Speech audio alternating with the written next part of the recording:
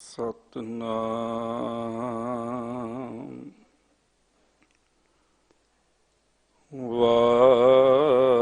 ਵਾਹਿਗੁਰੂ ਸਾਹਿਬ ਜੀ। ਕੋਟ ਪਰਾਧ ਹਮਾਰੇ ਖੰਡ ਹੋ, अनेक विधि समझावहो। हम अज्ञान अल्प मत थोरी, तुम आपन बिरद रखावहो।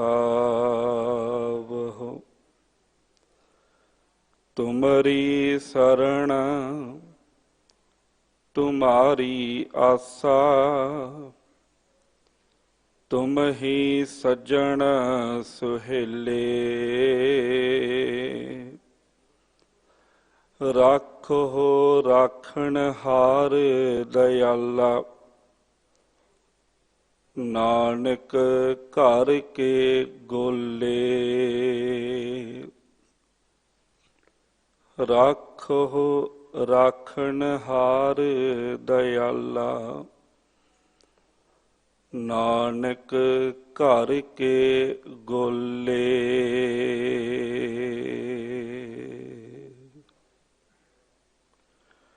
शब्द गुरु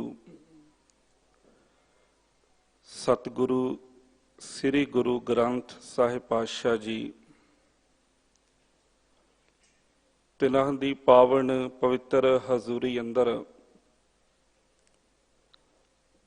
बाला प्रीतम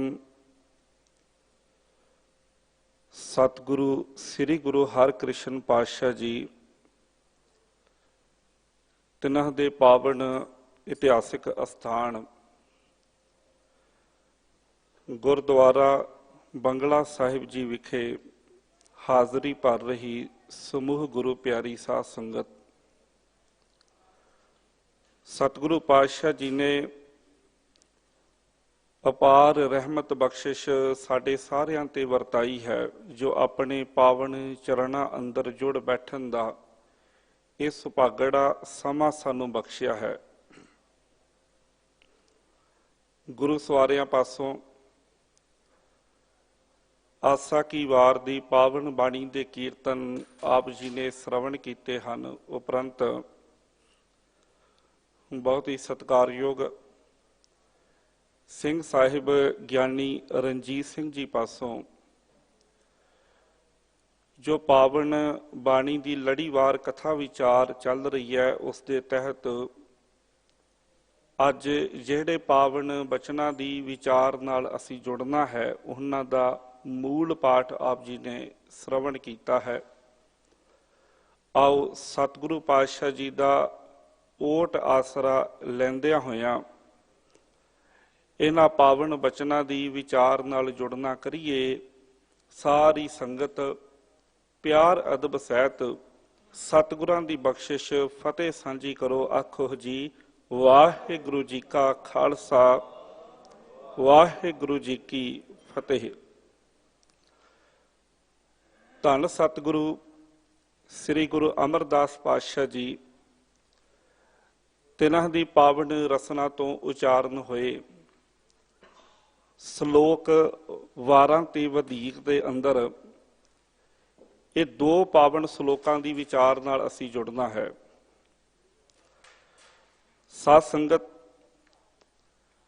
गुरबाणी दे अनुसार मनुख दे जीवन का उद्देश है अकाल पुरख वाहिगुरु परमात्मा दे नाल सांझ पाउणी। इस जीव आत्मा का परम आत्मा दे नाल मिलाप ही इस मनुखा जीवन का उद्देश है। पर मिलाप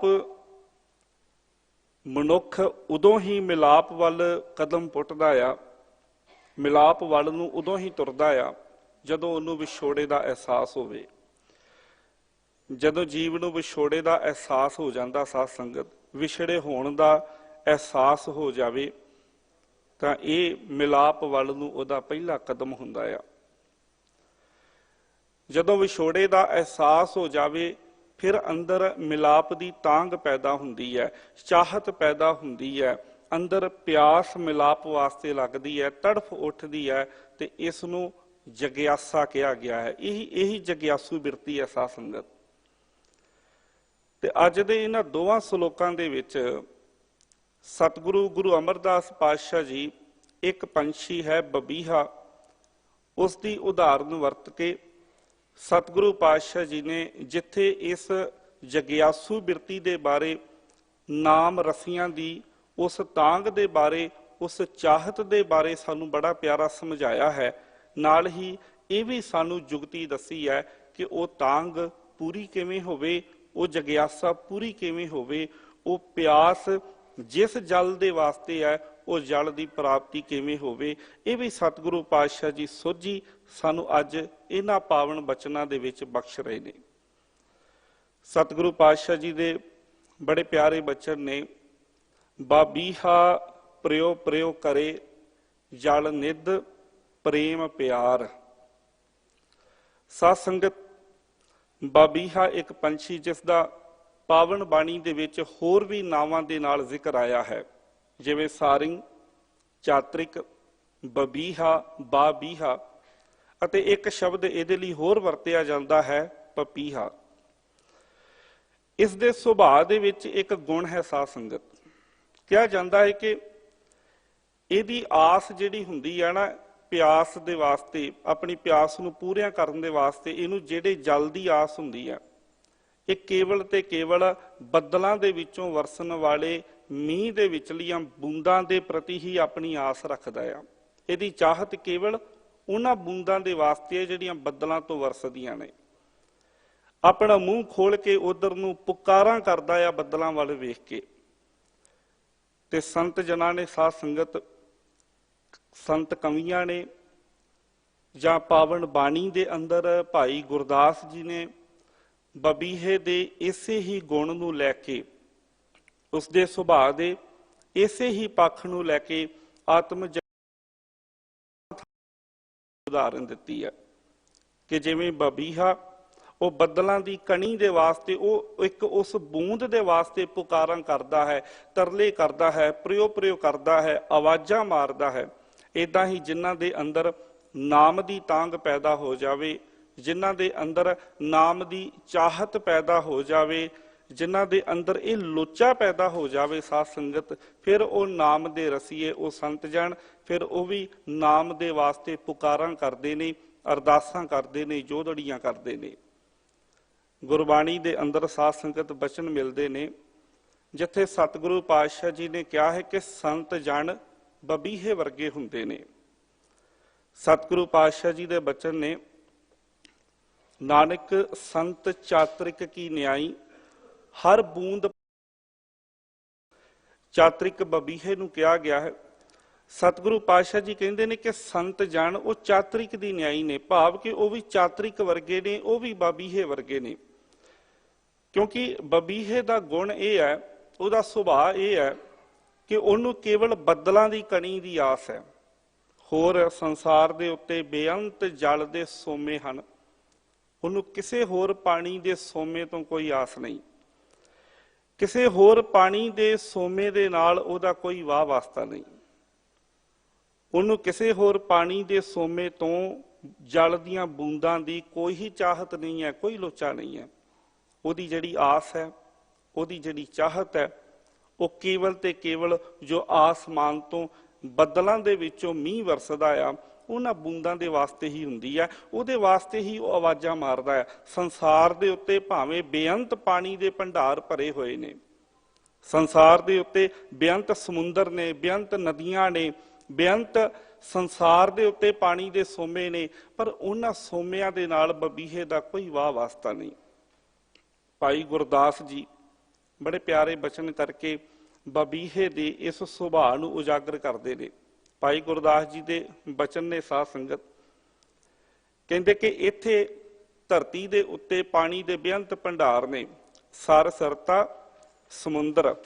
ਕਹਿੰਦੇ ਇੱਥੇ ਸਮੁੰਦਰ ਨੇ, ਇੱਥੇ ਸਰੋਵਰ ਨੇ, ਇੱਥੇ ਨਦੀਆਂ ਨੇ, ਪਰ ਕਹਿੰਦੇ ਚਾਤਰਿਕ ਨਾ ਚਾਹੇ ਕਾਹੂ। ਪਰ ਚਾਤਰਿਕ ਬਬੀਹਾ ਉਹਨੂੰ ਇਹਨਾਂ ਦਾ ਕੋਈ ਵਾਹ ਵਾਸਤਾ ਨਹੀਂ ਹੈ। ਉਹਨਾਂ ਦੀ ਚਾਹਤ ਇਹਨਾਂ ਦੇ ਪ੍ਰਤੀ ਬਿਲਕੁਲ ਵੀ ਨਹੀਂ ਹੈ।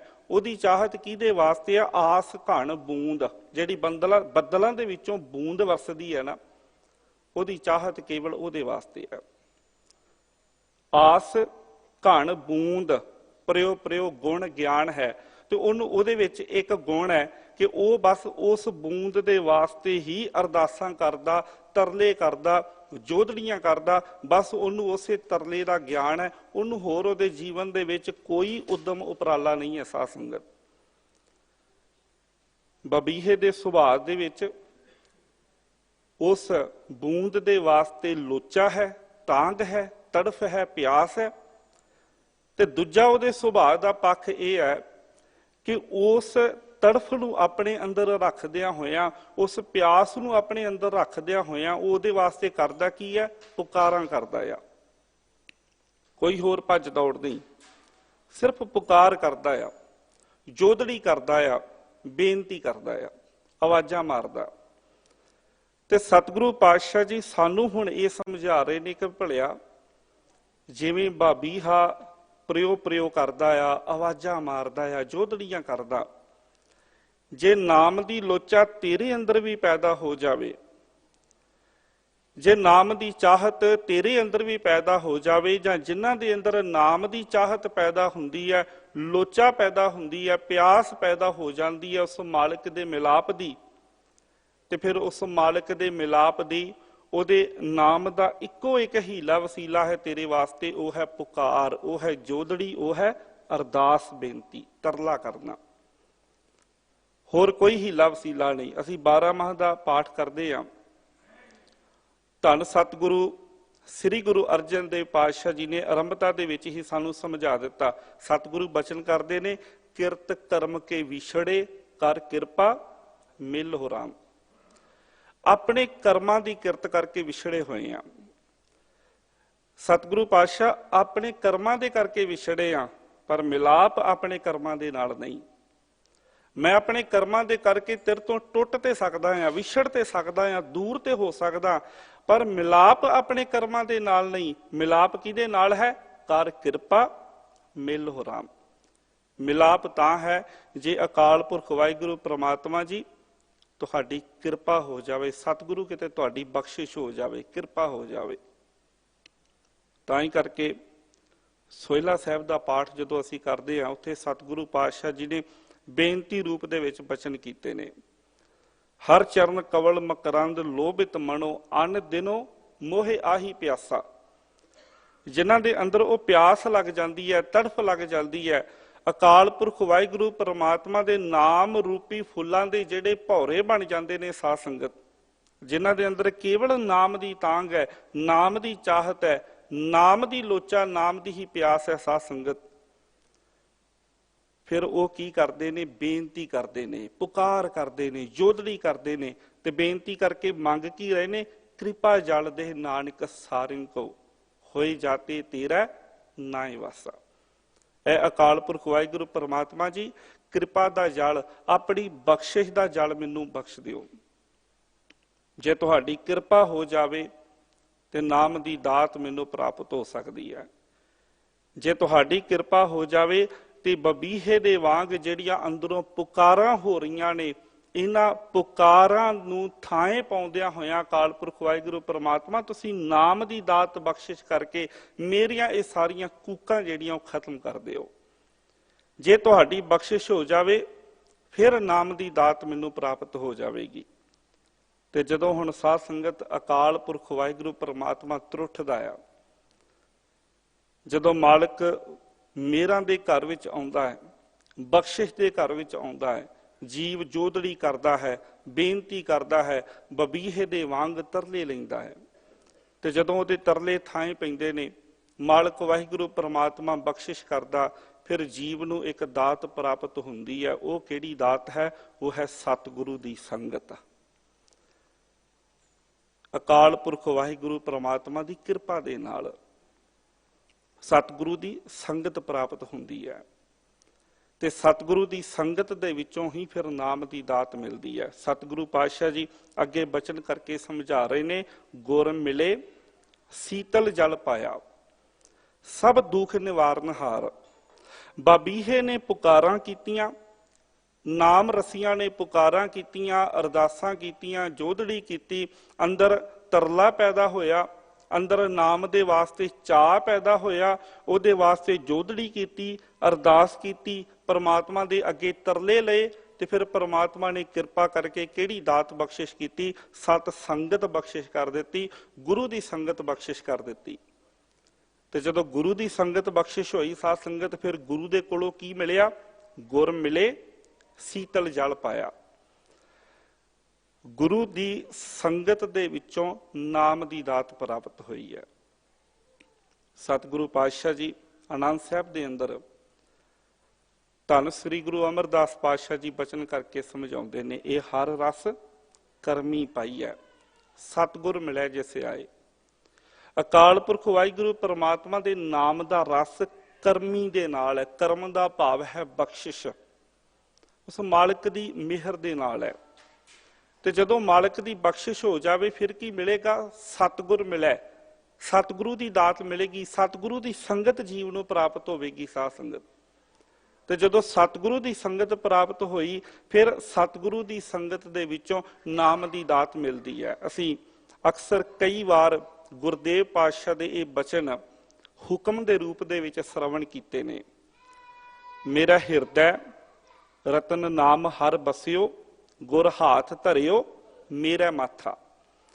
ਜਦੋਂ ਗੁਰੂ ਨੇ ਮੇਰੇ ਮੱਥੇ ਦੇ ਉੱਤੇ ਹੱਥ ਧਰ ਦਿੱਤਾ, ਭਾਵ ਜਦੋਂ ਗੁਰੂ ਨੇ ਮੇਰੇ ਤੇ ਕਿਰਪਾ ਕੀਤੀ, ਗੁਰੂ ਨੇ ਮੇਰੇ ਤੇ ਬਖਸ਼ਿਸ਼ ਕੀਤੀ, ਤੇ ਮੈਨੂੰ ਨਾਮ ਰਤਨ ਜਿਹੜਾ ਉਹ ਪ੍ਰਾਪਤ ਹੋਇਆ।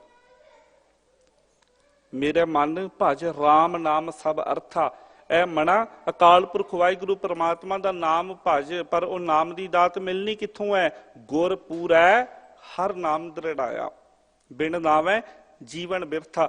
ਨਾਮ ਤੋਂ ਬਿਨਾ ਜੀਵਨ ਬਿਰਥਾ ਹੈ, ਨਾਮ ਤੋਂ ਬਿਨਾ ਜੀਵਨ ਵਿਅਰਥ ਹੈ। ਕਿਉਂਕਿ ਜੀਵਨ ਦਾ ਉਦੇਸ਼ ਹੀ ਇਹ ਹੈ, ਨਾਮ ਨੂੰ ਪ੍ਰਾਪਤ ਕਰਨਾ, ਉਸ ਨਾਮੀ ਦੇ ਨਾਲ ਅਕਾਲ ਪੁਰਖ ਵਾਹਿਗੁਰੂ ਪਰਮਾਤਮਾ ਦੇ ਨਾਲ ਸਾਂਝ ਪਾਉਣੀ, ਉਸ ਮਾਲਕ ਦੇ ਮਿਲਾਪ ਦੇ ਆਨੰਦ ਨੂੰ ਮੰਨਣਾ। ਇਹ ਜੀਵਨ ਦਾ ਉਦੇਸ਼ ਹੈ। ਤੇ ਇਸ ਉਦੇਸ਼ ਦੀ ਪ੍ਰਾਪਤੀ ਹੈ ਸਤਿਗੁਰੂ ਦੇ ਕੋਲੋਂ। ਸਤਿਗੁਰੂ ਦੇ ਕੋਲੋਂ ਨਾਮ ਦੀ ਦਾਤ ਜੀਵ ਨੂੰ ਮਿਲਦੀ ਹੈ, ਸਤਿਗੁਰੂ ਦੀ ਸੰਗਤ ਮਿਲਦੀ ਹੈ ਪਰਮਾਤਮਾ ਦੀ ਬਖਸ਼ਿਸ਼ ਦੇ ਨਾਲ, ਤੇ ਸਤਿਗੁਰੂ ਦੀ ਸੰਗਤ ਦੇ ਵਿੱਚੋਂ ਸਾਧ ਸੰਗਤ ਨਾਮ ਦੀ ਦਾਤ ਜੀਵ ਨੂੰ ਪ੍ਰਾਪਤ ਹੁੰਦੀ ਹੈ। ਬਾਣੀ ਦੇ ਬਚਨ ਅਸੀਂ ਪੜ੍ਹਦੇ ਹਾਂ, ਅੰਮ੍ਰਿਤ ਨਾਮ ਨਿਰਮੋਲਕ ਹੀਰਾ, ਗੁਰ ਦੀਨੋ ਮੰਤਾਨੀ। ਗੁਰੂ ਕਿਰਪਾ ਕਰਦੇ ਹਨ, ਅੰਮ੍ਰਿਤ ਨਾਮ ਦੀ ਦਾਤ ਜੀਵ ਨੂੰ ਬਖਸ਼ਿਸ਼ ਕਰਦੇ ਨੇ। ਤੇ ਜਦੋਂ ਜੀਵ ਨੂੰ ਅੰਮ੍ਰਿਤ ਨਾਮ ਦੀ ਦਾਤ ਸਤਿਗੁਰੂ ਦੇ ਕੋਲੋਂ ਪ੍ਰਾਪਤ ਹੁੰਦੀ ਹੈ, ਫਿਰ ਬਖਸ਼ਿਸ਼ ਕੀ ਹੁੰਦੀ ਹੈ? ਸੀਤਲ ਜਲ ਪਾਇਆ, ਭਾਵ ਅੰਦਰ ਸੀਤਲਤਾ ਆ ਜਾਂਦੀ ਹੈ, ਅੰਦਰ ਠੰਡਕ ਦਾ ਅਹਿਸਾਸ ਹੁੰਦਾ ਆ। ਅੰਦਰ ਦੀ ਸਾਰੀ ਤ੍ਰਿਸ਼ਨਾ ਜਿਹੜੀ ਹੈ, ਕਾਮ ਕ੍ਰੋਧ ਲੋਭ ਮੋਹ ਹੰਕਾਰ ਦੀ ਜਿਹੜੀ ਅੱਗ ਅੰਦਰ ਬਲਦੀ ਪਈ ਹੈ ਸਾਧ ਸੰਗਤ, ਉਹ ਅੱਗ ਬਿਲਕੁਲ ਠੰਡੀ ਹੋ ਜਾਂਦੀ ਹੈ। ਇਹ ਅੰਦਰ ਦੀ ਸੀਤਲਤਾ ਦੇਣ ਵਾਲਾ ਕੇਵਲ ਤੇ ਕੇਵਲ ਅਕਾਲ ਪੁਰਖ ਦਾ ਨਾਮ ਹੈ। ਬਾਣੀ ਦੇ ਬਚਨ ਅਸੀਂ ਪੜ੍ਹਦੇ ਹਾਂ ਨਾ, ਚੰਦਨ ਚਾਂਦਨਾ ਸਰਦ ਰੁੱਤ, ਮੂਲ ਨਾ ਮਿਟਈ ਘਾਮ, ਸੀਤਲ ਥੀਵੈ ਨਾਨਕਾ ਜਪੰਦੜੋ ਹਰ ਨਾਮ। ਅੰਦਰ ਦੀ ਸੀਤਲਤਾ ਆ ਸਕਦੀ ਹੈ ਕੇਵਲ ਤੇ ਕੇਵਲ ਅਕਾਲ ਪੁਰਖ ਵਾਹਿਗੁਰੂ ਪਰਮਾਤਮਾ ਦੇ ਨਾਮ ਨੂੰ ਜਪਿਆ ਹੋਇਆ, ਉਸ ਮਾਲਕ ਦੇ ਨਾਮ ਦੇ ਨਾਲ ਜੁੜਿਆ, ਉਸ ਮਾਲਕ ਦੇ ਸਿਮਰਨ ਦੇ ਵਿੱਚ ਲੱਗਿਆ। ਤੇ ਜਿਹੜੇ ਨਾਮ ਦੇ ਨਾਲ ਜੁੜ ਜਾਂਦੇ ਨੇ, ਜਿਵੇਂ ਸੁਖਮਣੀ ਸਾਹਿਬ ਦੇ ਬਚਨ ਨੇ, ਕਲ ਤਾਤੀ ਠਾਂਡਾ ਹਰ ਨਾਮ। ਇਹ ਵਿਸ਼ੇ ਵਿਕਾਰਾਂ ਦੀ ਅੱਗ ਜਿਹੜੀ ਅੰਦਰ ਬਲਦੀ ਹੈ ਸਾਧ ਸੰਗਤ, ਇਹ ਸਾਰੀ ਖਤਮ ਹੋ ਜਾਂਦੀ ਹੈ, ਅੰਦਰ ਸ਼ੀਤਲਤਾ ਆ ਜਾਂਦੀ ਹੈ ਜਦੋਂ ਗੁਰੂ ਦੇ ਕੋਲੋਂ ਨਾਮ ਦੀ ਦਾਤ ਮਿਲਦੀ ਹੈ। ਉਸ ਨਾਮ ਦੀ ਦਾਤ ਦੇ ਨਾਲ ਅੰਦਰ ਸ਼ੀਤਲਤਾ ਆ ਜਾਂਦੀ ਹੈ। ਸਭ ਦੁੱਖ ਨਿਵਾਰਨਹਾਰ, ਸਾਰੇ ਦੁੱਖ ਜਿਹੜੇ ਨੇ ਉਹ ਜੀਵ ਦੇ ਖਤਮ ਹੋ ਜਾਂਦੇ ਨੇ, ਦੂਰ ਹੋ ਜਾਂਦੇ ਨੇ। ਨਾਮ ਸਾਰਿਆਂ ਹੀ ਦੁੱਖਾਂ ਦਾ ਦਾਰੂ ਹੈ। ਸਰਬ ਰੋਗ ਕਾ ਔਖਦ ਨਾਮ, ਸਾਰਿਆਂ ਹੀ ਰੋਗਾਂ ਦਾ ਸਾਧ ਸੰਗਤ ਔਖਦ, ਸਾਰਿਆਂ ਰੋਗਾਂ ਦਾ ਦਾਰੂ ਨਾਮ ਹੈ। ਜਿੱਥੇ ਨਾਮ ਦੀ ਦਾਤ ਜੀਵ ਦੇ ਵਿੱਚ ਆ ਜਾਵੇ, ਜੀਵ ਨੂੰ ਨਾਮ ਦੀ ਬਖਸ਼ਿਸ਼ ਹੋ ਜਾਵੇ, ਫਿਰ ਉਹਦੇ ਜੀਵਨ ਦੇ ਵਿੱਚ ਹੋਰ ਕੋਈ ਦੁੱਖ ਨਹੀਂ ਰਹਿੰਦਾ। ਅਸੀਂ ਬਚਨ ਪੜ੍ਹਦੇ ਹਾਂ, ਰੋਜ਼ਾਨਾ ਹੀ ਨਿਤਨੇਮ ਦਾ ਪਾਠ ਕਰਦਿਆਂ ਹੋਇਆਂ, ਸਾਚੇ ਨਾਮ ਕੀ ਲਾਗੈ ਭੂਖ। ਜਿਨ੍ਹਾਂ ਨੂੰ ਸੱਚੇ ਨਾਮ ਦੀ ਭੁੱਖ ਲੱਗਦੀ ਹੈ ਨਾ ਸਾਧ ਸੰਗਤ, ਫਿਰ ਜਦੋਂ ਉਸ ਭੁੱਖ ਨੂੰ ਪੂਰੀਆਂ ਕਰਨ ਵਾਸਤੇ, ਸੱਚੇ ਨਾਮ ਦੀ ਭੁੱਖ ਨੂੰ ਪੂਰੀਆਂ ਕਰਨ ਵਾਸਤੇ ਜਦੋਂ ਸੱਚੇ ਨਾਮ ਦਾ ਭੋਜਨ ਕੀਤਾ ਜਾਂਦਾ ਹੈ, ਉਤ ਭੁੱਖ ਹੈ ਖਾਏ ਚਲੀਆਂ ਦੁੱਖ। ਫਿਰ ਜਦੋਂ ਸੱਚੇ ਨਾਮ ਦਾ ਭੋਜਨ ਕੀਤਾ ਜਾਵੇ, ਖਾਏ ਚਲੀਆਂ ਦੁੱਖ, ਫਿਰ ਉਹ ਭੁੱਖ, ਨਾਮ ਦੀ ਭੁੱਖ ਸਾਰੇ ਦੁੱਖਾਂ ਨੂੰ ਖਾ ਜਾਂਦੀ, ਭਾਵ ਖਤਮ ਕਰ ਦਿੰਦੀ ਹੈ। ਜਦੋਂ ਜੀਵ ਸੱਚੇ ਨਾਮ ਦਾ ਭੋਜਨ ਕਰਦਾ, ਸਤਿਗੁਰੂ ਦੀ ਸੰਗਤ ਦੇ ਵਿੱਚੋਂ ਨਾਮ ਦੀ ਦਾਤ ਪ੍ਰਾਪਤ ਕਰਕੇ ਨਾਮ ਦੇ ਨਾਲ ਜੁੜਦਾ, ਜੀਵ ਦੇ ਸਾਰੇ ਦੁੱਖ ਖਤਮ ਹੁੰਦੇ ਨੇ, ਉਹਦੇ ਅੰਦਰ ਦੀ ਤ੍ਰਿਸ਼ਨਾ ਖਤਮ ਹੁੰਦੀ ਹੈ, ਅੰਦਰ ਦੀਆਂ ਕਾਮਨਾਵਾਂ ਜਿਹੜੀਆਂ ਨੇ ਉਹਨਾਂ ਨੂੰ ਠੱਲ ਪੈਂਦੀ ਹੈ, ਅੰਦਰ ਸੀਤਲਤਾ ਆਉਂਦੀ ਹੈ। ਤੇ ਇਸ ਅਵਸਥਾ ਨੂੰ ਸਤਿਗੁਰੂ ਪਾਤਸ਼ਾਹ ਜੀ ਅੱਗੇ ਸਮਝਾ ਰਹੇ ਨੇ, ਤਿਸ ਚੁੱਕੈ ਸਹਿਜ ਊਪਜੈ ਚੁੱਕੈ ਕੂਕ ਪੁਕਾਰ। ਉਹਦੇ ਅੰਦਰ ਦੀ ਜਿਹੜੀ ਕੂਕ ਪੁਕਾਰ ਹੈ ਨਾ, ਮਾਇਆ ਦੀ ਦੌੜ ਭੱਜ, ਇਹ ਸੰਸਾਰ ਦੇ ਰੰਗਾਂ ਤਮਾਸ਼ਿਆਂ ਦੀ ਦੌੜ ਭੱਜ ਜਿਹੜੀ ਹੈ, ਉਹ ਸਾਰੀ ਅੰਦਰ ਦੀ ਖਤਮ ਹੋ ਜਾਂਦੀ ਹੈ। ਮਨ ਫਿਰ ਇੱਧਰ ਉੱਧਰ ਭਟਕਦਾ ਨਹੀਂ, ਡਿੱਗੈ ਨਾ ਡੋਲੇ ਦ੍ਰਿੜ ਕਰ ਰਹੇ ਹੋ, ਪੂਰਨ ਹੋਏ ਤ੍ਰਿਪਤਾਨੀ। ਜਦੋਂ ਅੰਦਰੋਂ ਤ੍ਰਿਪਤਿਆ ਗਿਆ ਨਾਮ ਦੀ ਦਾਤ ਦੇ ਨਾਲ, ਅੰਦਰ ਦੀਆਂ ਭੁੱਖਾਂ ਜਦੋਂ ਖਤਮ ਹੋ ਗਈਆਂ, ਮਨ ਫਿਰ ਡੋਲਦਾ ਨਹੀਂ। ਤਿਸ ਚੁੱਕੈ, ਉਹਦੀ ਤਿੱਖ ਭਾਵ ਉਹਦੀ ਤ੍ਰਿਸ਼ਨਾ ਖਤਮ ਹੋ ਜਾਂਦੀ ਹੈ। ਸਹਿਜ ਉਪਜੈ, ਤੇ ਜਦੋਂ ਤ੍ਰਿਸ਼ਨਾ ਹੀ ਖਤਮ ਹੋ ਗਈ, ਜਦੋਂ ਇਹ ਸੰਸਾਰ ਦੀ ਮਾਇਆ ਦੀ ਦੌੜ ਭੱਜ ਜਿਹੜੀ ਜੀਵ ਦੇ ਅੰਦਰ ਲੱਗੀ ਹੋਈ ਹੈ, ਜਦੋਂ ਇਹ ਅੰਦਰੋਂ ਖਤਮ ਹੋ ਗਈ ਸਾਧ ਸੰਗਤ, ਫਿਰ ਉੱਥੇ ਸਹਿਜ ਹੈ, ਫਿਰ ਉੱਥੇ ਅਡੋਲਤਾ ਜੀਵਨ ਦੇ ਵਿੱਚ ਆਉਂਦੀ ਹੈ। ਇਹ ਤ੍ਰਿਸ਼ਨਾ ਨੂੰ ਕਾਬੂ ਕਰਨਾ ਬੜਾ ਔਖਾ ਆ।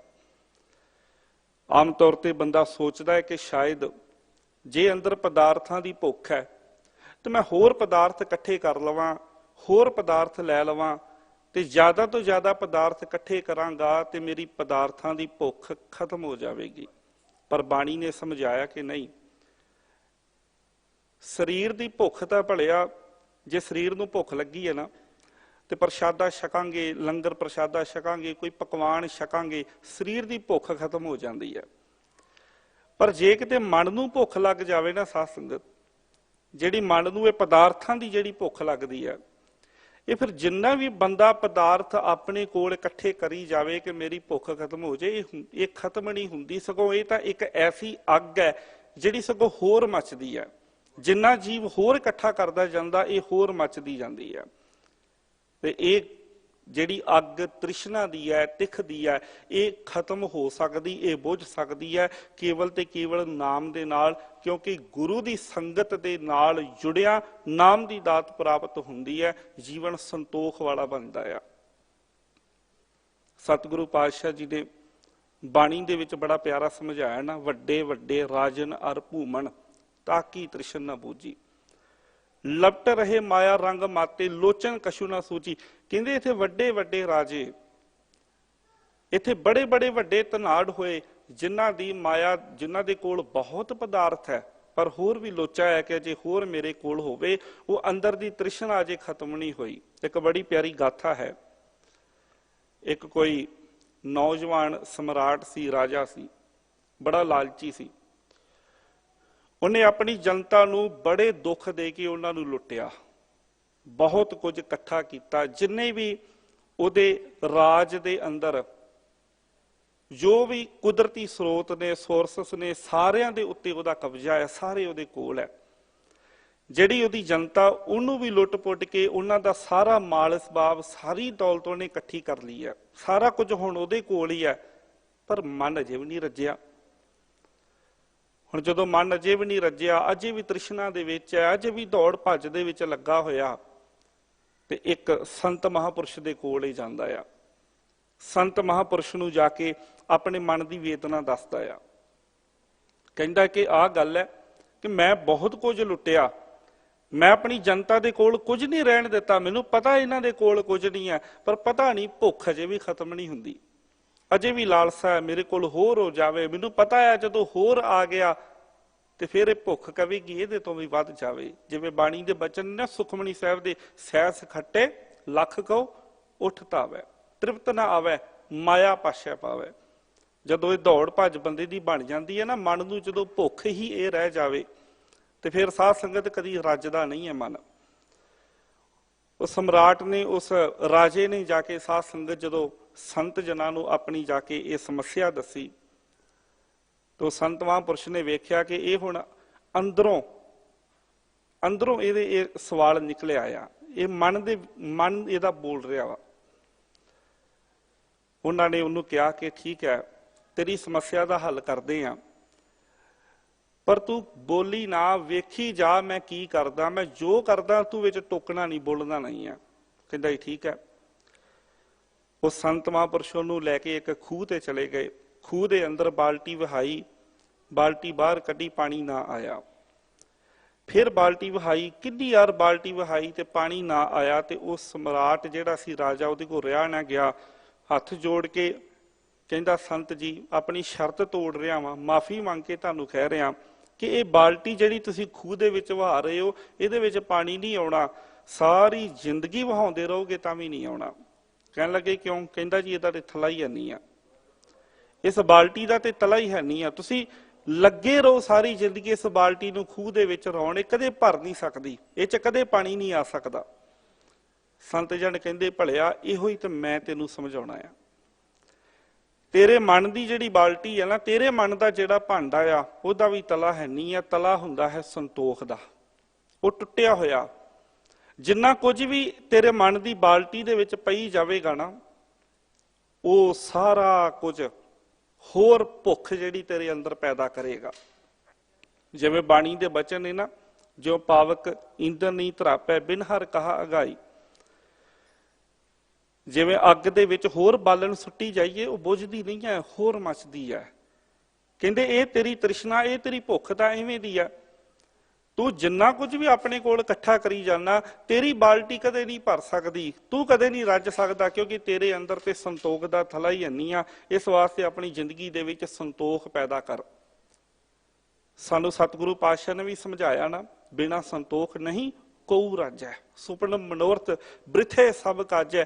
ਬੰਦਾ ਜਿੰਨਾ ਮਰਜੀ ਜ਼ੋਰ ਲਾ ਲੇ, ਜੋ ਕੁਝ ਮਰਜੀ ਇਕੱਠਾ ਕਰ ਲਵੇ, ਇਹ ਤ੍ਰਿਸ਼ਨਾ ਨਹੀਂ ਖਤਮ ਹੋ ਸਕਦੀ। ਤ੍ਰਿਸ਼ਨਾ ਖਤਮ ਹੁੰਦੀ ਹੈ ਕੇਵਲ ਤੇ ਕੇਵਲ ਸੰਤੋਖ ਦੇ ਨਾਲ। ਜੇ ਜੀਵ ਰੱਜ ਸਕਦਾ ਆ, ਜੇ ਉਹਦੀਆਂ ਭੁੱਖਾਂ ਖਤਮ ਹੋ ਸਕਦੀਆਂ ਨੇ, ਤੇ ਸੰਤੋਖ ਦੇ ਨਾਲ। ਤੇ ਸੰਤੋਖ ਦੀ ਦਾਤ ਮਿਲਦੀ ਹੈ ਨਾਮ ਦੇ ਨਾਲ ਜੁੜਿਆ।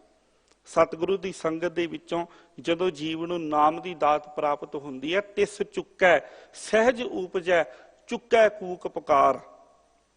ਫਿਰ ਉਹਦੀ ਅੰਦਰ ਦੀ ਸਾਰੀ ਮਨ ਦੀ ਭੱਜ ਦੌੜ ਜਿਹੜੀ ਉਹ ਖਤਮ ਹੋ ਜਾਂਦੀ ਹੈ। ਗੁਰੂ ਪਾਤਸ਼ਾਹ ਜੀ ਅੱਗੇ ਸਮਝਾ ਰਹੇ ਨੇ, ਨਾਨਕ ਗੁਰਮੁਖ ਸ਼ਾਂਤ ਹੋਏ, ਨਾਮ ਰੱਖੋ ਔਰ ਧਾਰ। ਕਹਿੰਦੇ ਗੁਰਮੁਖ ਜਿਹੜੇ ਉਹ ਅੰਦਰੋਂ ਸ਼ਾਂਤ ਹੋ ਜਾਂਦੇ, ਉਹਨਾਂ ਦੀ ਇਹ ਅੰਦਰ ਦੀ ਜਿਹੜੀ ਅੱਗ ਹੈ, ਜਿਹੜੇ ਗੁਰੂ ਵਾਲੇ ਬਣ ਜਾਂਦੇ ਨੇ, ਉਹਨਾਂ ਦੀ ਇਹ ਅੰਦਰ ਦੀ ਅੱਗ ਖਤਮ ਹੋ ਜਾਂਦੀ ਹੈ, ਅੰਦਰੋਂ ਸ਼ਾਂਤ ਹੋ ਜਾਂਦੇ ਨੇ। ਜਿਨ੍ਹਾਂ ਦੇ ਹਿਰਦੇ ਦੇ ਅੰਦਰ, ਮਨ ਦੇ ਵਿੱਚ ਨਾਮ ਦਾ ਵਾਸਾ ਹੋ ਜਾਵੇ। ਅਸੀਂ ਬਾਣੀ ਦੇ ਬਚਨ ਵੀ ਪੜ੍ਹਦੇ, ਅੰਮ੍ਰਿਤ ਬਾਣੀ ਹਰ ਹਰ ਤੇਰੀ, ਸੁਣ ਸੁਣ ਹੋਵੇ ਪਰਮ ਗਤ ਮੇਰੀ, ਜਲਨ ਬੁਝੀ ਸੀਤਲ ਹੋਏ ਮਨੁਆ, ਸਤਿਗੁਰ ਕਾ ਦਰਸ਼ਨ ਪਾਏ ਜੀਓ। ਜਿਹੜੇ ਸਤਿਗੁਰੂ ਦਾ ਦਰਸ਼ਨ ਪਾ ਲੈਂਦੇ ਨੇ, ਜਿਹੜੇ ਸਤਿਗੁਰੂ ਦਾ ਦਰਸ਼ਨ ਕਰਦੇ ਨੇ, ਸਤਿਗੁਰੂ ਦੀ ਸੰਗਤ ਨੂੰ ਮਾਣਦੇ ਨੇ, ਸਾਧ ਸੰਗਤ, ਉਹਨਾਂ ਦੀ ਅੰਦਰ ਦੀ ਇਹ ਜਲਨ, ਇਹ ਬਲਦੀ ਹੋਈ ਅੱਗ, ਤ੍ਰਿਸ਼ਨਾ ਦੀ ਅੱਗ, ਇਹ ਖਤਮ ਹੋ ਜਾਂਦੀ। ਸੀਤਲ ਹੋਏ ਮਨੁਆ, ਤੇ ਇਹ ਮਨ ਸੀਤਲਤਾ ਦੇ ਵਿੱਚ, ਠੰਡਕ ਦੇ ਵਿੱਚ ਆ ਜਾਂਦਾ ਆ।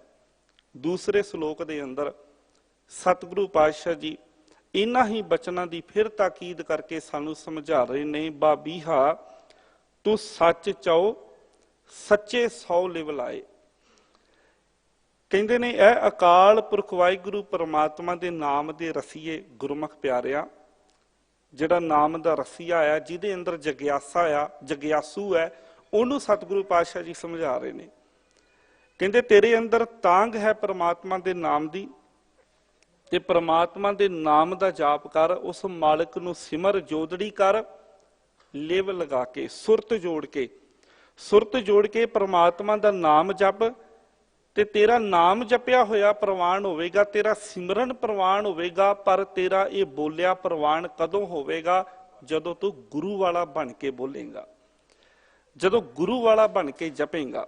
ਬੋਲਿਆ ਤੇਰਾ ਥਾਂ ਪਵੈ, ਗੁਰਮੁਖ ਹੋਏ ਅਲਾਏ। ਅਲਾਏ ਦਾ ਭਾਵ ਹੈ ਉਚਾਰਨ ਕਰਨਾ, ਉਚਾਰਨਾ। ਕਹਿੰਦੇ ਤੇਰਾ ਸਿਮਰਨ, ਤੇਰੀ ਬੰਦਗੀ, ਤੇਰੇ ਧਰਮ ਕਰਮ ਜਿਹੜੇ ਉਹ ਸਾਰੇ ਪ੍ਰਵਾਨ ਹੋਣਗੇ, ਉਹ ਥਾਂ ਪੈਣਗੇ, ਪਰ ਜਦੋਂ ਤੂੰ ਗੁਰਮੁਖ ਹੋ ਕੇ ਕਰੇਗਾ, ਜਦੋਂ ਗੁਰਮੁਖ ਹੋ ਕੇ ਧਰਮ ਦੀ ਕਮਾਈ ਕਰੇਗਾ ਤੇ ਤੇਰੇ ਧਰਮ ਕਰਮ ਵੀ ਪ੍ਰਵਾਨ ਹੋਣਗੇ, ਤੇਰਾ ਬੋਲਿਆ ਵੀ ਥਾਂ ਪਵੇਗਾ। ਜਿਨ੍ਹਾਂ ਦੇ ਪਾਵਨ ਬਚਨਾਂ ਦੀ ਵਿਚਾਰ ਅਸੀਂ ਕਰ ਰਹੇ ਹਾਂ ਸਾਧ ਸੰਗਤ, ਧੰਨ ਸਤਿਗੁਰੂ ਸ੍ਰੀ ਗੁਰੂ ਅਮਰਦਾਸ ਪਾਤਸ਼ਾਹ ਜੀ।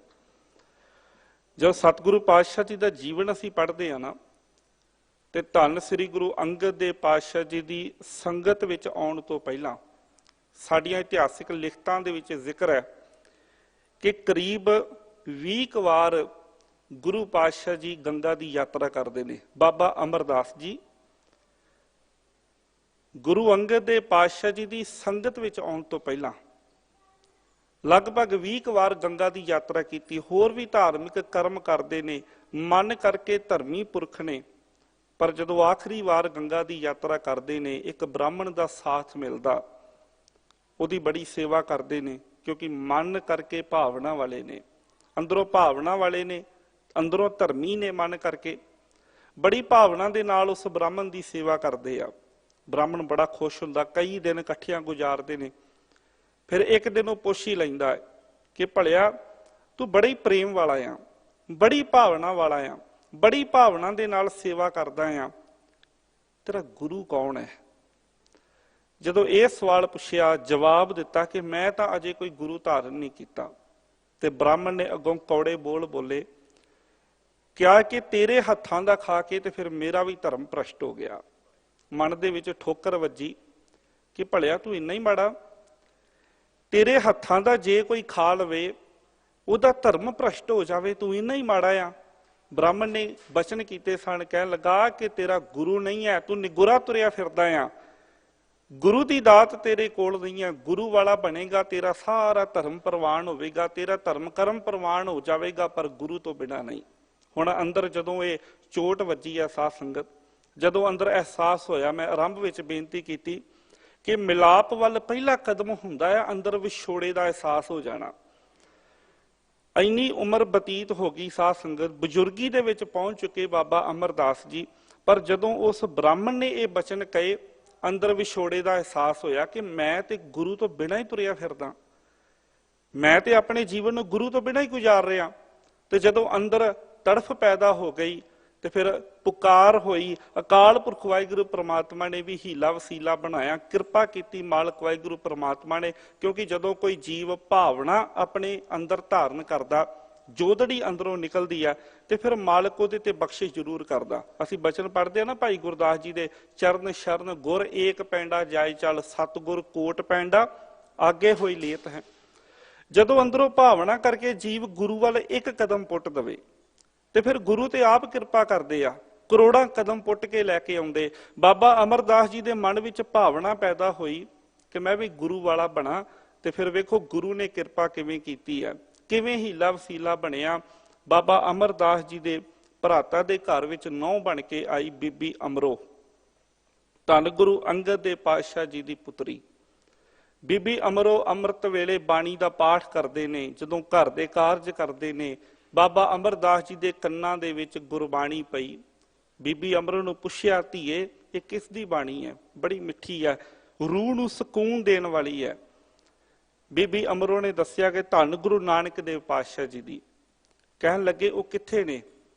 ਬੀਬੀ ਅਮਰੋ ਜੀ ਨੇ ਕਿਹਾ, ਦੱਸਿਆ ਕਿ ਧੰਨ ਗੁਰੂ ਨਾਨਕ ਪਾਤਸ਼ਾਹ ਜੀ ਭਾਵੇਂ ਸਰੀਰਕ ਚੋਲਾ ਉਹਨਾਂ ਨੇ ਤਿਆਗ ਦਿੱਤਾ, ਪਰ ਉਹਨਾਂ ਦੀ ਜੋਤ ਰੂਪ ਮੇਰੇ ਪਿਤਾ ਜੀ ਇਸ ਵਕਤ ਗੁਰੂ ਅੰਗਦ ਦੇ ਪਾਤਸ਼ਾਹ ਜੀ ਖਡੂਰ ਸਾਹਿਬ ਦੀ ਧਰਤੀ ਤੇ ਉਹਨਾਂ ਦਾ ਵਾਸਾ ਆ। ਕਹਿਣ ਲੱਗੇ ਧੀਏ ਲੈ ਚੱਲ, ਮੈਨੂੰ ਗੁਰੂ ਪਾਤਸ਼ਾਹ ਦੇ ਕੋਲ ਲੈ ਚੱਲ। ਹੁਣ ਰਿਸ਼ਤੇਦਾਰੀ ਦੇ ਵਿੱਚ ਵੱਡੇ ਨੇ, ਉਮਰ ਦੇ ਵਿੱਚ ਵੱਡੇ ਨੇ, ਪਰ ਜਦੋਂ ਪਹੁੰਚੇ ਖਡੂਰ ਸਾਹਿਬ ਦੀ ਧਰਤੀ ਤੇ ਧੰਨ ਗੁਰੂ ਅੰਗਦ ਦੇ ਪਾਤਸ਼ਾਹ ਜੀ ਦੇ ਚਰਨਾਂ ਤੇ ਸੀਸ ਝੁਕਾਇਆ, ਸਿੱਖੀ ਦੀ ਦਾਤ ਪ੍ਰਾਪਤ ਕੀਤੀ, ਗੁਰੂ ਅੰਗਦ ਦੇ ਪਾਤਸ਼ਾਹ ਜੀ ਨੂੰ ਆਪਣਾ ਗੁਰੂ ਧਾਰਨ ਕੀਤਾ, ਸਿੱਖੀ ਦੀ ਸੇਵਾ ਨੂੰ ਕਮਾਇਆ। ਤੇ ਫਿਰ ਉਸ ਸੇਵਾ ਦੀ ਕਮਾਈ ਸਾਧ ਸੰਗਤ ਉਹਨੂੰ ਫਲ ਕਿੰਨਾ ਲੱਗਾ ਆ, ਅਸੀਂ ਉਹ ਸਾਰਾ ਫਲ ਸਤਿਗੁਰੂ ਪਾਤਸ਼ਾਹ ਜੀ ਦੇ ਬਾਕੀ ਦੇ ਜੀਵਨ ਤੇ ਉਹਨਾਂ ਦੀ ਬਾਣੀ ਦੇ ਵਿੱਚੋਂ ਉਹਦੇ ਦਰਸ਼ਨ ਕਰਦੇ ਆ। ਗੁਰੂ ਪਾਤਸ਼ਾਹ ਜੀ ਨੇ ਤਾਂ ਹੀ ਕਰਕੇ ਬਾਅਦ ਵਿੱਚ ਜਦੋਂ ਗੁਰੂ ਪਦਵੀ ਧਾਰਨ ਕਰਨ ਤੋਂ ਬਾਅਦ ਵਿੱਚ ਆਨੰਦ ਸਾਹਿਬ ਦੀ ਬਾਣੀ ਦੀ ਜਦੋਂ ਰਚਨਾ ਕੀਤੀ ਹੈ ਤੇ ਆਰੰਭ ਦੇ ਵਿੱਚ ਹੀ ਲਿਖ ਦਿੱਤਾ, ਆਨੰਦ ਭਇਆ ਮੇਰੀ ਮਾਏ ਸਤਿਗੁਰੂ ਮੈਂ ਪਾਇਆ। ਸਤਿਗੁਰੂ ਤੋਂ ਬਿਨਾਂ ਗੁਰੂ ਪਾਤਸ਼ਾਹ ਜੀ ਨੇ ਪੱਟੀ ਬਾਣੀ ਦੇ ਵਿੱਚ ਆਪ ਬਚਨ ਕੀਤੇ ਆ, ਸਤਿਗੁਰੂ ਬਾਝੋਂ ਗੁਰ ਨਹੀਂ ਕੋਈ, ਨਿਗੁਰੇ ਕਾਹੈ ਨਾਉ ਬੁਰਾ। ਸਤਿਗੁਰੂ ਤੋਂ ਬਿਨਾਂ ਅਰਦਾਸਾਂ ਬੇਨਤੀਆਂ ਜੋਦੜੀਆਂ ਥਾਂ ਹੀ ਨਹੀਂ ਪੈਂਦੀਆਂ, ਸਤਿਗੁਰੂ ਤੋਂ ਬਿਨਾਂ ਬੋਲਿਆ ਕਿਤੇ ਥਾਂ ਹੀ ਨਹੀਂ ਪੈਂਦਾ। ਗੁਰੂ ਵਾਲੇ ਬਣੇ ਬਿਨਾਂ ਸਾਰੇ ਧਰਮ ਕਰਮ ਜਿਹੜੇ ਉਹ ਅਜਾਈ ਚਲੇ ਜਾਂਦੇ ਨੇ। ਗੁਰੂ ਵਾਲਾ ਬਣ ਕੇ ਇਹ ਬੋਲਿਆ ਹੋਇਆ ਪ੍ਰਵਾਨ ਹੁੰਦਾ ਹੈ। ਸਾਧ ਸੰਗਤ, ਗੁਰੂ ਪਾਤਸ਼ਾਹ ਜੀ ਦੀ ਪਾਵਨ ਬਾਣੀ ਦਾ ਕੀਰਤਨ ਅਸੀਂ ਸਰਵਣ ਕੀਤਾ ਹੈ। ਸਤਿਗੁਰੂ ਧੰਨ ਗੁਰੂ ਨਾਨਕ ਪਾਤਸ਼ਾਹ ਜੀ ਨੇ ਉੱਥੇ ਵੀ ਸਾਨੂੰ ਸਮਝਾਇਆ, ਬਿਨ ਸਤਿਗੁਰ ਕਿਨੇ ਨਾ ਪਾਇਓ, ਬਿਨ ਸਤਿਗੁਰ ਕਿਨੇ ਨਾ ਪਾਇਆ। ਸਤਿਗੁਰੂ ਤੋਂ ਬਿਨਾਂ ਕਿਸੇ ਨੇ ਪ੍ਰਾਪਤ ਨਹੀਂ ਕੀਤਾ। ਸਤਿਗੁਰ ਵਿੱਚ ਆਪ ਰੱਖੇ ਹੋਣ ਕਰ ਪ੍ਰਗਟ ਆਖ ਸੁਣਾਇਆ। ਅਕਾਲ ਪੁਰਖ ਵਾਹਿਗੁਰੂ ਪਰਮਾਤਮਾ ਨੇ ਆਪਣੇ ਆਪ ਨੂੰ ਸਤਿਗੁਰੂ ਦੇ ਵਿੱਚ ਟਿਕਾਇਆ ਹੈ। ਸੁਖਮਨੀ ਸਾਹਿਬ ਜੀ ਦੇ ਬਚਨ ਨੇ, ਸਤਿਪੁਰਖ ਜਿਨ ਜਾਣਿਆ ਸਤਿਗੁਰ ਤਿਸ ਕੋ ਨਾਉ, ਤਿਸ ਕੈ ਸੰਗ ਸਿੱਖ ਉਧਰੈ, ਨਾਨਕ ਹਰ ਗੁਣ ਗਾਉ। ਸਤਿਗੁਰੂ ਦੇ ਅੰਦਰ ਪਰਮਾਤਮਾ ਨੇ ਆਪਣੇ ਆਪ ਨੂੰ ਟਿਕਾਇਆ ਹੈ। ਭਗਤ ਸਾਹਿਬਾਨ ਜੀ ਦੇ ਬਚਨ ਨੇ, ਅਕਾਲ ਪੁਰਖ ਵਾਹਿਗੁਰੂ ਪਰਮਾਤਮਾ ਅਤੇ ਗੁਰੂ ਦੇ ਵਿੱਚ ਕੋਈ ਫਰਕ ਨਹੀਂ। ਗੁਰੂ ਰੱਬ ਦਾ ਰੂਪ ਹੈ, ਰੱਬ ਗੁਰੂ ਦਾ ਰੂਪ ਹੈ। ਗੁਰ ਗੋਬਿੰਦ, ਗੋਬਿੰਦ ਗੁਰੂ ਹੈ। ਦੋਵਾਂ ਦੇ ਵਿੱਚ ਫਰਕ ਹੀ ਕੋਈ ਨਹੀਂ ਹੈ। ਗੁਰ ਪਰਮੇਸ਼ਰ ਇੱਕੋ ਜਾਣ। ਬਾਣੀ ਦੇ ਵਿੱਚ ਬੇਅੰਤ ਐਸੇ ਬਚਨ ਨੇ ਜਿਨ੍ਹਾਂ ਦੇ ਵਿੱਚ ਗੁਰੂ ਅਤੇ ਪਰਮਾਤਮਾ ਨੂੰ ਇੱਕ ਰੂਪ ਦੱਸਿਆ ਹੈ। ਇਸ ਵਾਸਤੇ ਗੁਰੂ ਨੂੰ ਧਾਰਨ ਕੀਤੇ ਬਿਨਾ, ਗੁਰੂ ਤੋਂ ਬਿਨਾ, ਗੁਰੂ ਵਾਲੇ ਬਣੇ ਬਿਨਾ ਬੋਲਿਆ ਕਿਤੇ ਥਾਂ ਹੀ ਨਹੀਂ ਪੈਂਦਾ। ਸਤਿਗੁਰੂ ਪਾਤਸ਼ਾਹ ਜੀ ਕਹਿੰਦੇ, ਤੇਰੀਆਂ ਕੂਕ ਪਕਾਰਾਂ, ਤੇਰੀਆਂ ਜੋਦੜੀਆਂ, ਤੇਰੀ ਭਗਤੀ, ਤੇਰਾ ਸਿਮਰਨ, ਤੇਰਾ ਬੋਲਿਆ ਹੋਇਆ ਥਾਂ ਹੀ ਪਵੇਗਾ, ਪਰ ਜਦੋਂ ਤੂੰ ਗੁਰੂ ਵਾਲਾ ਬਣ ਕੇ ਬੋਲੇਗਾ। ਜੇ ਗੁਰੂ ਵਾਲਾ ਬਣਨ ਤੋਂ ਬਿਨਾਂ ਇਧਰ ਉਧਰ ਜਿੱਥੇ ਮਰਜ਼ੀ ਭਟਕਦਾ ਰਹੇ, ਤੇ ਸੱਚ ਇਹ ਹੈ ਕਿ ਜਿਹੜੀ ਤ੍ਰਿਪਤੀ ਹੈ, ਜਿਹੜੀ ਸ਼ਾਂਤੀ ਹੈ, ਜਿਹੜਾ ਆਨੰਦ ਹੈ, ਉਹ ਕੇਵਲ ਤੇ ਕੇਵਲ ਗੁਰੂ ਦੀ ਸੰਗਤ ਦੇ ਵਿੱਚ ਹੀ ਆ ਸਕਦਾ। ਹੋਰ ਕੱਚਿਆਂ ਦੇ ਕੋਲ ਜਿੱਥੇ ਮਰਜ਼ੀ ਕੋਈ ਚਲਾ ਜਾਵੇ।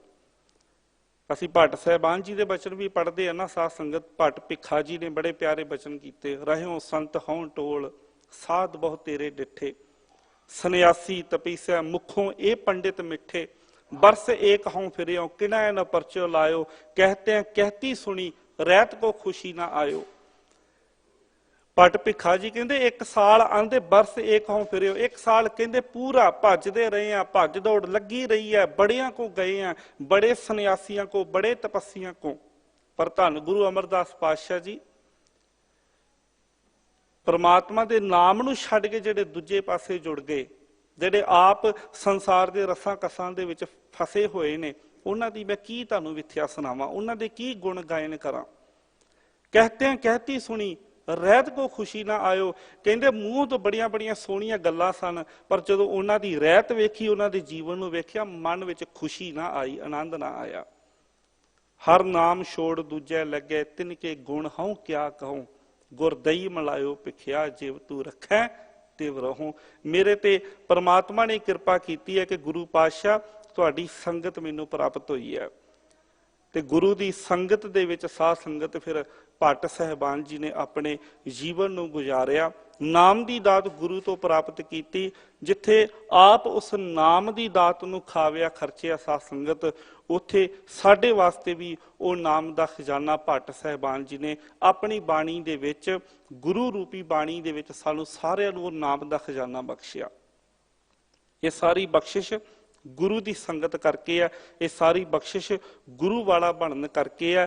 ਕਿਉਂਕਿ ਜਦੋਂ ਜੀਵ ਗੁਰੂ ਵਾਲਾ ਬਣ ਜਾਂਦਾ, ਗੁਰੂ ਦੇ ਸ਼ਬਦ ਦੇ ਨਾਲ ਸਾਂਝ ਪੈਂਦੀ ਹੈ, ਤੇ ਫਿਰ ਕੀ ਪ੍ਰਾਪਤ ਹੁੰਦਾ ਹੈ? ਸ਼ਬਦ ਚੀਨ ਤਿਖ ਉਤਰੈ ਮਨ ਲੈ ਰਜ਼ਾਏ।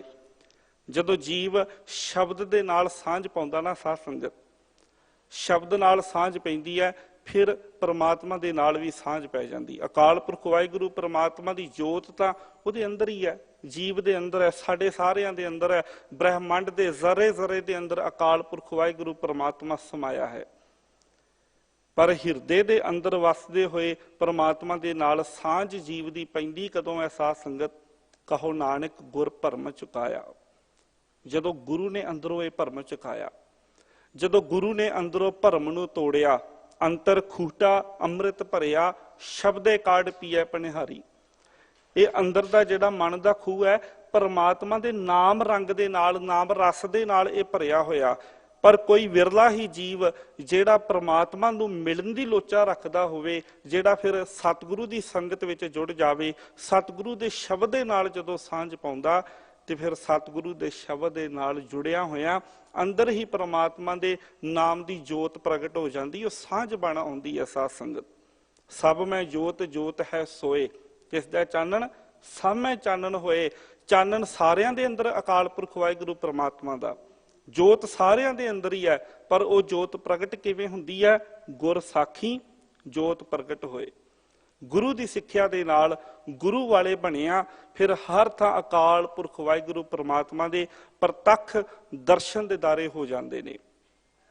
है परमात्मा हर थां हाजर नाजर, पोह पमद ज्यों बास बसत है, मुकर माही जैसे शाही, तैसे ही हर बसै निरंतर घट ही खोजो भाई। सतगुरु पातशाह जी कहते ने जिवें फुल दे अंदर सुगंधी है, काष्ट दे अंदर लकड़ दे अंदर ज्यों अग्नि है, धरती दे थल्ले ज्यों पानी है, हर थां ते परमात्मा हाजर नाजर है, हर थां ते निरंतर वस रहा है। संसार दा कोई भी, पूरे ब्रह्मंड दा कोई भी कणका उस मालिक तो खाली नहीं है। पर तेनू ओहदी प्राप्ति कदों होवेगी? जदों तू घट ही खोजो भाई, जदों अपने हिरदे दे अंदर ओहदी खोज करेगा। ते ओहदी खोज किवें होएगी? शब्द चीन तिख उतर है, जदों शब्द दे नाल सांझ पवेगी जीव दी। सतगुरु दे शब्द दे नाल जदों जीव जुड़ेगा साध संगत, फिर अंदर वसदे होए परमात्मा दे नाल ही सांझ पै जांदी। ते जदों अंदर दे नाल जिहड़ा घर दे अंदर हिरदे दे अंदर वसदा होया, जदों ओहदे नाल सांझ पै गई, जदों ओह प्राप्त हो गया, फिर घर सुख वसिया बाहर सुख पाया। जदों हिरदे दे अंदर सुख वस गया, फिर ऐसे जीव दे वास्ते सारे पासे चार चफेरे ही उह सुखां दा खजाना अकाल पुरख वाहिगुरू परमात्मा नूं महसूस हुंदा आ। फिर ओहदी अवस्था ये बण आउंदी है, जह जह पेखों तै हजूर दूर कतों ना जाई, रव रहिया सरबतर में मन सदा ध्याई। फिर यह एहसास हो जाता है कि मालिक वाहिगुरू परमात्मा हर थां हाजर नाजर है। सतगुरु पातशाह जी इहो ही उपदेश अगली पंक्ति दे विच सानू दृढ़ करवा रहे ने। चारे कुंडा झोक वरसदा, बूंद पवै स्याही सुभाए। कहते परमात्मा दे नाम दा जल तां चार चफेरे झोक वरसदा पिया आ। चार चफेरे ये अमृत दी धारा वरसदी पई है। झिम झिम वरसै अमृत धारा। परमात्मा तो हर थां हाजर नाजर है, उहदे नाम की वर्खा तो चार चफेरे हो रही है। पर मन पीवै सुन शब्द विचारा, पर उही मन पींदा आ। ख्याल करियो साध संगत, नाम तो चार चफेरे है, अकाल पुरख वाहिगुरू परमात्मा ते हर थां आ, उहदे नाम की वर्खा भी हो रही है। उस मालिक की कृपा बख्शिश भी हमेशा वरत रही है। पर उहदी कृपा दे पात्र बनदा कौन है? साध संगत गुरु पातशाह ने समझा दिता, मन पीवै सुन शब्द विचारा। जिहड़ा शब्द की कमाई करदा है, शब्द की विचार दे नाल जुड़दा, सतगुरु की बाणी दे नाल जुड़दा है साध संगत, वो फिर इस अमृत की धारा दे रस नूं पींदा आ, वो फिर नाम अमृत नूं पींदा आ। सतगुरु पातशाह जी इहो ही सानू समझा रहे हैं। चारे कुंडा झोक वरसदा, परमात्मा का नाम तो हर थां हाजर नाजर है।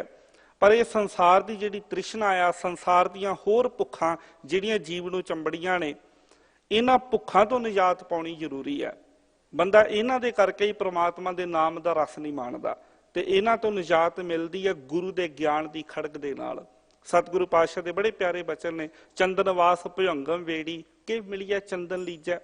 कहते चंदन के रुख, चंदन की सुगंधी बड़ी प्यारी है, पर कहते चंदन का रुख जिहड़ा उहदे चार चफेरे सप वलेटे होए ने, सप्पां ने वलेटे मारे आ। तू हुण जे चंदन का रस लैना, तेनू पहला सप्पां दे नाल नजिठना पवेगा। चार चफेरे सप ने, सप किहड़े ने? काम, क्रोध, लोभ, मोह, हंकार।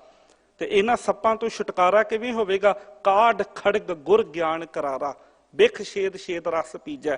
कहते इन्हां सप्पां तो जे तू निजात पाउणी है, ते फिर हुण किरपान कढ। कादी किरपान? किहड़ी किरपान कढनी है? काढ़ खड़ग गुर ज्ञान करारा। गुरु दे ज्ञान दी, गुरु दे उपदेश दी, गुरु दे शब्द दी किरपान कढ। ਗੁਰੂ ਦੇ ਗਿਆਨ ਦੀ ਕਿਰਪਾਨ ਦੇ ਨਾਲ ਬਿਖ ਛੇਦ ਛੇਦ ਇਹਨਾਂ ਨੂੰ ਤੂੰ ਮਾਰ ਵੱਢ ਕੇ ਇਹਨਾਂ ਨੂੰ ਸੁੱਟ ਦੇਵੇਂਗਾ। ਕਾਮ ਕ੍ਰੋਧ ਲੋਭ ਮੋਹ ਹੰਕਾਰ, ਇਹ ਜਿਹੜੇ ਸੱਪ ਨੇ, ਇਹ ਜਿਹੜੇ ਵਿਖਿਆ, ਇਹ ਜ਼ਹਿਰ ਜਿਹੜਾ ਤੇਰੀ ਜ਼ਿੰਦਗੀ ਦੇ ਵਿੱਚੋਂ ਖਤਮ ਹੋ ਜਾਵੇਗਾ। ਰਸ ਪੀਜੈ, ਫਿਰ ਤੂੰ ਅਕਾਲ ਪੁਰਖ ਵਾਹਿਗੁਰੂ ਪ੍ਰਮਾਤਮਾ ਦੇ ਰਸ ਨੂੰ ਹਰ ਥਾਂ ਪੀਵੇਂਗਾ। ਉਹ ਮਾਲਕ ਤਾਂ ਹਰ ਥਾਂ ਹੀ ਹੈ, ਜਲ ਹੀ ਤੇ ਸਭ ਉਪਜੈ, ਬਿਨ ਜਲ ਪਿਆਸ ਨਾ ਜਾਏ। ਉਹਦੇ ਤੋਂ ਹੀ, ਨਾਮੀ ਤੋਂ ਹੀ ਸਭ ਕੁਝ ਪੈਦਾ ਹੋਇਆ। ਨਾਮ ਕੇ ਧਾਰੇ ਸਗਲੇ ਜੰਤ, ਸਾਰਾ ਕੁਝ ਨਾਮ ਦਾ ਹੀ ਧਾਰਿਆ, ਉਸ ਅਕਾਲ ਪੁਰਖ ਵਾਹਿਗੁਰੂ ਪ੍ਰਮਾਤਮਾ ਤੋਂ ਹੀ ਪੈਦਾ ਹੋਇਆ। ਤੇ ਤੇਰੇ ਮਨ ਦੀ ਜਿਹੜੀ ਪਿਆਸ ਹੈ ਉਹ ਵੀ ਉਸੇ ਹੀ ਨਾਮ ਦੇ ਨਾਲ ਜੁੜਿਆ ਪੂਰੀ ਹੋ ਸਕਦੀ ਹੈ। ਨਾਨਕ ਹਰ ਜਲ ਜਿਨ ਪੀਆ ਤਿਸ ਭੂਖ ਨਾ ਲਾਗੇ ਆਏ। ਜਿਹੜੇ ਸਤਿਗੁਰੂ ਦੀ ਕਿਰਪਾ ਦੇ ਨਾਲ ਉਸ ਨਾਮ ਜਲ ਨੂੰ ਪੀ ਲੈਂਦੇ ਨੇ, ਉਹਨਾਂ ਦੇ ਜੀਵਨ ਦੇ ਅੰਦਰ ਫਿਰ ਹੋਰ ਕੋਈ ਭੁੱਖ, ਕੋਈ ਲਾਲਸਾ ਨਹੀਂ ਰਹਿ ਜਾਂਦੀ। ਜਿਨ੍ਹਾਂ ਦਾ ਪਿਆਰਾ ਰੱਬ ਹੋ ਜਾਵੇ, ਉਹਨਾਂ ਦੀ ਕੋਈ ਭੁੱਖ ਪਿੱਛੇ ਨਹੀਂ ਰਹਿ ਜਾਂਦੀ। ਬਾਣੀ ਦੇ ਬਚਨ ਤੂੰ ਮੇਰੋ ਪਿਆਰੋ ਤਾਂ ਕੈਸੀ ਭੁੱਖਾ, ਫਿਰ ਉੱਥੇ ਹੋਰ ਕੋਈ ਭੁੱਖ ਨਹੀਂ ਹੈ। ਜਿੱਥੇ ਅਕਾਲ ਪੁਰਖ ਵਾਹਿਗੁਰੂ ਪ੍ਰਮਾਤਮਾ ਦੇ ਨਾਲ ਪਿਆਰ ਬਣ ਜਾਵੇ, ਤੇ ਇਹ ਨਾਮ ਦੀ ਦਾਤ ਦੇ ਨਾਲ ਹੁੰਦਾ ਹੈ। ਤੇ ਨਾਮ ਦੀ ਦਾਤ ਸਤਿਗੁਰੂ ਦੇ ਕੋਲੋਂ ਮਿਲਦੀ ਹੈ। ਸਤਿਗੁਰੂ ਦੇ ਕੋਲੋਂ ਇੱਕ ਹੋਰ ਦਾਤ, ਜਿੱਥੇ ਅਸੀਂ ਨਾਮ ਦੀ ਦਾਤ ਲੈਣੀ ਹੈ ਨਾ, ਇੱਕ ਉੱਥੇ ਹੋਰ ਦਾਤ ਸਤਿਗੁਰੂ ਦੇ ਕੋਲੋਂ ਸਾਨੂੰ ਬਖਸ਼ਿਸ਼ ਹੁੰਦੀ ਹੈ। ਸਿੰਘ ਸਾਹਿਬ ਗਿਆਨੀ ਰਣਜੀਤ ਸਿੰਘ ਜੀ ਆਪ ਜੀ ਨੂੰ ਰੋਜ਼ਾਨਾ ਉਸ ਦਾਤ ਦੇ ਬਾਰੇ ਬੇਨਤੀ ਕਰਦੇ ਨੇ। ਉਹ ਦਾਤ ਹੈ ਸਾਧ ਸੰਗਤ ਅੰਮ੍ਰਿਤ ਦੀ ਦਾਤ। ਜਿੱਥੇ ਨਾਮ ਦੀ ਦਾਤ ਗੁਰੂ ਦੇ ਕੋਲੋਂ ਅਸੀਂ ਮੰਗਣੀ ਹੈ, ਉੱਥੇ ਅੰਮ੍ਰਿਤ ਦੀ ਦਾਤ ਦੇ ਵੀ ਧਾਰਨੀ ਬਣੀ ਹੈ।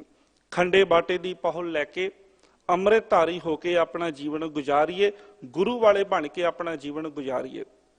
ਕਈ ਵਾਰ ਅਸੀਂ ਸ਼ੰਕਾ ਕਰਦੇ ਹਾਂ, ਅਸੀਂ ਜਦੋਂ ਕਈ ਵਾਰ ਦੇਖਦੇ ਕੋਈ ਅੰਮ੍ਰਿਤਧਾਰੀ ਹੋ ਕੇ ਵੀ ਜੇ ਰਹਿਤ ਨਹੀਂ ਰੱਖਦਾ, ਅਸੀਂ ਉਹਦੀ ਐਗਜ਼ਾਮਪਲ ਦੇ ਕੇ, ਉਹਦਾ ਹਵਾਲਾ ਦੇ ਕੇ ਕਹਿ ਦਿੰਨੇ ਕਿ ਵੇਖੋ ਫਲਾਣੇ ਨੇ ਅੰਮ੍ਰਿਤ ਛਕਿਆ ਸੀ, ਪਰ ਉਹ ਇਦਾਂ ਕਰਦਾ, ਉਹਦਾ ਜੀਵਨ ਇਦਾਂ ਦਾ। ਨਾ ਵੇਖੀਏ ਉਹਨਾਂ ਵੱਲ। ਸਾਨੂੰ ਭਾਈ ਰੋਸ਼ਨ ਸਿੰਘ ਨਜ਼ਰ ਕਿਉਂ ਨਹੀਂ ਆਉਂਦੇ? ਸਾਨੂੰ ਭਾਈ ਮਣੀ ਸਿੰਘ ਜੀ, ਬਾਬਾ ਬੰਦਾ ਸਿੰਘ ਬਹਾਦਰ ਨਜ਼ਰ ਕਿਉਂ ਨਹੀਂ ਆਉਂਦੇ, ਜਿਨ੍ਹਾਂ ਨੇ ਗੁਰੂ ਦੇ ਕੋਲੋਂ ਅੰਮ੍ਰਿਤ ਦੀ ਦਾਤ ਲੈ ਕੇ ਬਾਬਾ ਬੰਦਾ ਸਿੰਘ ਬਹਾਦਰ ਨੇ ਸਰਹੰਦ ਦੀ ਇੱਟ ਦੇ ਨਾਲ ਇੱਟ ਖੜਕਾ ਦਿੱਤੀ ਸੀ। ਵੱਖ-ਵੱਖ ਸਮੇਂ ਤੇ ਬੇਅੰਤ ਸ਼ਹਾਦਤਾਂ ਹੋਈਆਂ ਨੇ ਅੰਮ੍ਰਿਤਧਾਰੀ ਗੁਰਸਿੱਖਾਂ ਦੀਆਂ, ਐਸੇ ਹੀ ਦਿੱਲੀ ਦੀ ਧਰਤੀ ਦੇ ਉੱਤੇ। ਇਤਿਹਾਸ ਦੇ ਵਿੱਚੋਂ ਸਾਨੂੰ ਉਹ ਸੂਰਬੀਰ ਯੋਧੇ ਜਿਹੜੇ ਨੇ ਉਹ ਨਜ਼ਰ ਕਿਉਂ ਨਹੀਂ ਆਉਂਦੇ? ਉਹਨਾਂ ਦੇ ਜੀਵਨ ਦੇ ਵਿੱਚ ਅੰਮ੍ਰਿਤ ਦੀ ਦਾਤ ਦਾ ਜਿਹੜਾ ਚਮਤਕਾਰ ਵਰਤਿਆ, ਜਿਹੜੀ ਕਰਾਮਾਤ ਵਰਤੀ ਆ, ਅਸੀਂ ਉਹ ਵੇਖੀਏ। ਉਹ ਵੇਖ ਕੇ ਉਹਦੇ ਤੋਂ ਸਾਧ ਸੰਗਤ ਮੋਟੀਵੇਟ ਹੋ ਕੇ ਸਤਿਗੁਰੂ ਦੇ ਕੋਲੋਂ ਅੰਮ੍ਰਿਤ ਦੀ ਦਾਤ ਦੀ ਜਾਚਨਾ ਕਰੀਏ। ਨਾਮ ਦੀ ਦਾਤ ਵੀ ਮੰਗੀਏ ਤੇ ਅੰਮ੍ਰਿਤ ਦੀ ਦਾਤ ਵੀ ਗੁਰੂ ਦੇ ਕੋਲੋਂ ਮੰਗੀਏ। ਜਿਵੇਂ ਬਬੀਹੇ ਦੀ ਲੋਚਾ ਹੈ, ਬਬੀਹੇ ਦੀ ਪੁਕਾਰ ਹੈ, ਕਾਸ਼ ਸਾਡੀ ਵੀ ਇਹ ਪੁਕਾਰ ਬਣ ਜਾਵੇ, ਸਾਡੀ ਵੀ ਇਹ ਅਰਦਾਸ ਬਣ ਜਾਵੇ ਕਿ ਵਿਸਰ ਨਾਹੀਂ ਦਾਤਾਰ, ਆਪਣਾ ਨਾਮ ਦੇਹੋ ਗੁਣ ਗਾਵਾਂ ਦਿਨ ਰਾਤ, ਨਾਨਕ ਚਾਹੋ ਇਹੋ। ਸਤਿਗੁਰੂ ਪਾਤਸ਼ਾਹ ਜੀ ਕਿਰਪਾ ਕਰਨ, ਇਹ ਸਾਡੀ ਸਾਰਿਆਂ ਦੀ ਬੇਨਤੀ ਬਣ ਜਾਵੇ। ਇਹ ਬੇਨਤੀ ਸਤਿਗੁਰੂ ਪਾਤਸ਼ਾਹ ਜੀ ਪ੍ਰਵਾਨ ਵੀ ਕਰਨ। ਆਪ ਸਾਰੀਆਂ ਸੰਗਤਾਂ ਦਾ ਬਹੁਤ ਬਹੁਤ ਧੰਨਵਾਦ। ਦਿੱਲੀ ਸਿੱਖ ਗੁਰਦੁਆਰਾ ਪ੍ਰਬੰਧਕ ਕਮੇਟੀ ਦੇ ਸਮੂਹ ਪ੍ਰਬੰਧਕਾਂ ਦਾ ਅਤੇ ਸਤਿਕਾਰਯੋਗ ਸਿੰਘ ਸਾਹਿਬ ਗਿਆਨੀ ਰਣਜੀਤ ਸਿੰਘ ਜੀ ਦਾ ਧੰਨਵਾਦ। ਕੋਟਾਨ ਕੋਟ ਸ਼ੁਕਰਾਨਾ ਹੈ। ਧੰਨ ਸਤਿਗੁਰੂ ਸ੍ਰੀ ਗੁਰੂ ਗ੍ਰੰਥ ਸਾਹਿਬ ਪਾਤਸ਼ਾਹ ਜੀ ਦਾ, ਜਿਨ੍ਹਾਂ ਸਾਡੇ ਸਾਰਿਆਂ ਦੇ ਸਿਰ ਤੇ ਮਿਹਰ ਭਰਿਆ ਹੱਥ ਰੱਖ ਕੇ ਸਾਨੂੰ ਆਪਣੇ ਚਰਨਾਂ ਅੰਦਰ ਜੁੜ ਬੈਠਣ ਦਾ ਇਹ ਸੁਭਾਗੜਾ ਸਮਾਂ ਬਖਸ਼ਿਸ਼ ਕੀਤਾ ਹੈ। ਆਓ ਹੋਈਆਂ ਬੇਅੰਤ ਹੀ ਭੁੱਲਾਂ ਚੁੱਕਾਂ ਦੀ ਖਿਮਾ ਬਖਸ਼ਦਿਆਂ ਹੋਇਆਂ, ਅੱਗੇ ਵਾਸਤੇ ਅਸੀਸ ਬਖਸ਼ਦਿਆਂ ਹੋਇਆਂ, ਇੱਕ ਵਾਰ ਫਿਰ ਸਾਰੀ ਸੰਗਤ ਬੜੇ ਹੀ ਪਿਆਰ ਅਦਬ ਦੇ ਨਾਲ ਫਤਿਹ ਸਾਂਝੀ ਕਰੋ। ਆਖੋ ਜੀ ਵਾਹਿਗੁਰੂ ਜੀ ਕਾ ਖਾਲਸਾ, ਵਾਹਿਗੁਰੂ ਜੀ ਕੀ ਫਤਿਹ।